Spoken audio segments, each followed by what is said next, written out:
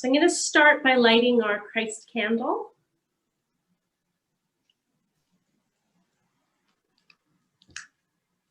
Here.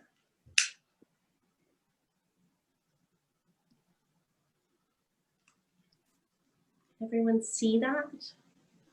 When Jesus was here, he said such wonderful things.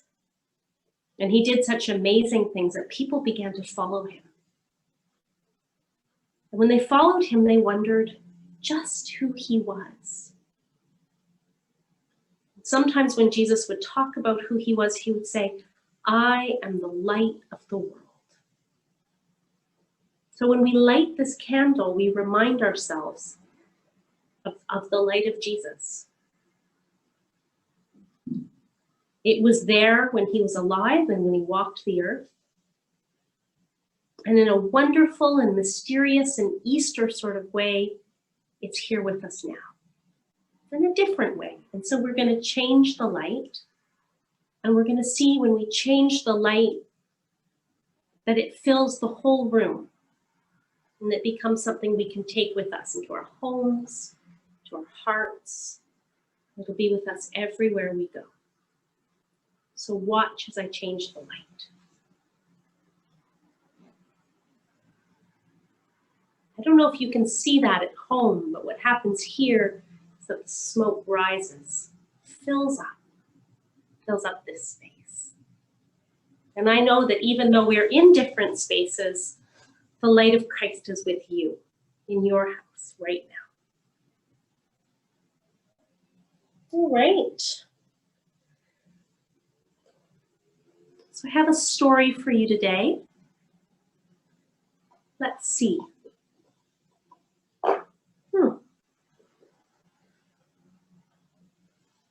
This is my underlay for the story. It's very brown. I'm gonna lay it right there. Hopefully you can see it.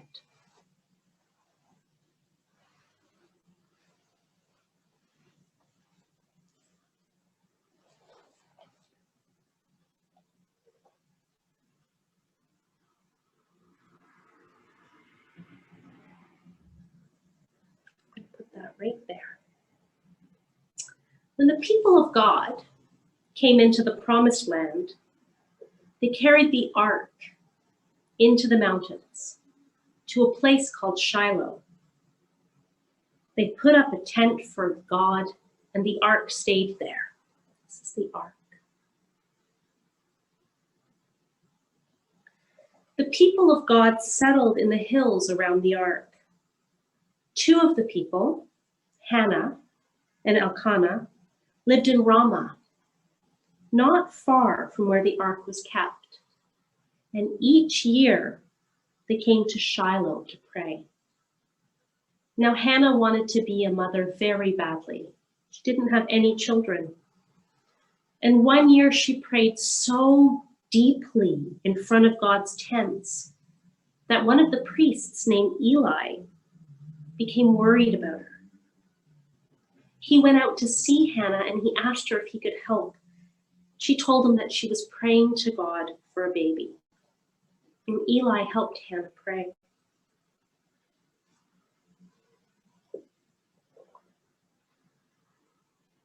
And it so happened that after that, Hannah and Elkanah had a baby, and they named him Samuel. Samuel means someone given by God. That's the baby Samuel. Right there. When Samuel was old enough, Hannah and Elkanah brought him to Shiloh to live with Eli in the temple and to learn how to care for the ark. But every year, Hannah came to see him. She brought him a new coat.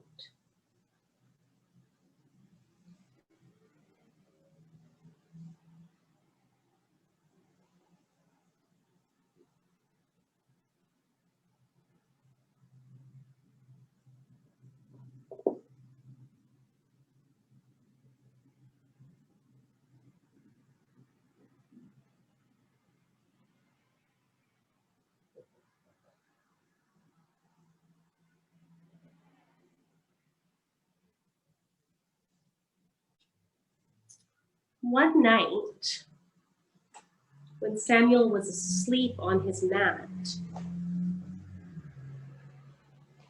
he heard a voice. God called, "Samuel, Samuel." But Samuel thought it must be Eli calling. He went to see him, and Eli said, "I didn't call you." So Samuel went back to lie down. And this happened 3 times. 3 times Samuel heard a voice and thought it was Eli. And 3 times Eli said, "I didn't call you." Then Eli realized God must be calling Samuel. So Eli told Samuel to go lie back down. "If you hear the voice again," he said, "say, 'Speak, God, for your servant hears you.'" God called him again, and this time Samuel did as Eli told him. And God spoke to Samuel, and he said that Eli's own sons and the people of God would lose the ark in battle. And he said that Eli would fall down and die when he heard the news. In the morning, Samuel went to Eli, and he told him everything that he had heard. And it came true. The people of God lost the ark, and Eli died. So Samuel went back to live with his mother and his father, but God stayed close to Samuel, and Samuel became a great leader over the people of Israel. He was called a judge, and he was also a true prophet. When Samuel grew older, the people came to see him, and they asked for a king. Samuel wasn't sure what to do, so he asked God, and God said, "Give the people a king." So Samuel looked for a person to be the right king, and he knew at once that it had to be Saul. He anointed him by pouring oil over his head and giving thanks to God. Saul led the armies of Israel, and he was their king. But the Spirit of the Lord left Saul. So one day God told Samuel to anoint a new king, and he went to the house of the family of Jesse in Bethlehem. There he found David. David was Jesse's youngest son. And Samuel anointed him to be the new king when Saul died. When all of Samuel's work was finished, he went back home to Ramah. When he died, people from all over Israel gathered to remember him with tears of sadness and thanksgiving.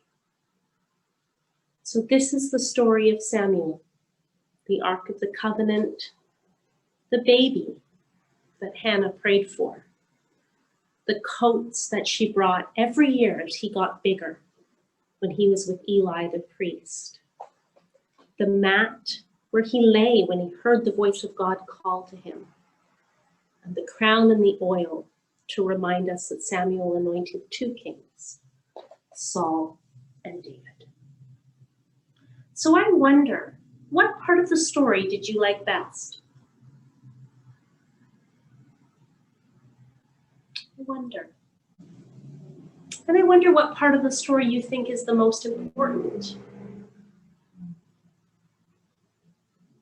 I wonder if there's any part of this story that might be about you.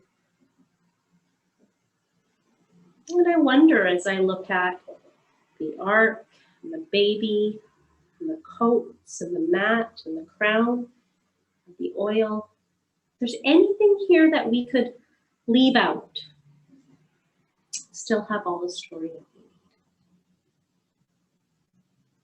That's the story of Samuel. Thanks for coming today, my friends. I'm going to say a blessing over you as we end our godly playtime together. May the Lord bless you and keep you. May he make his face to shine upon you May he turn his countenance towards you and give you peace. God bless, my friends.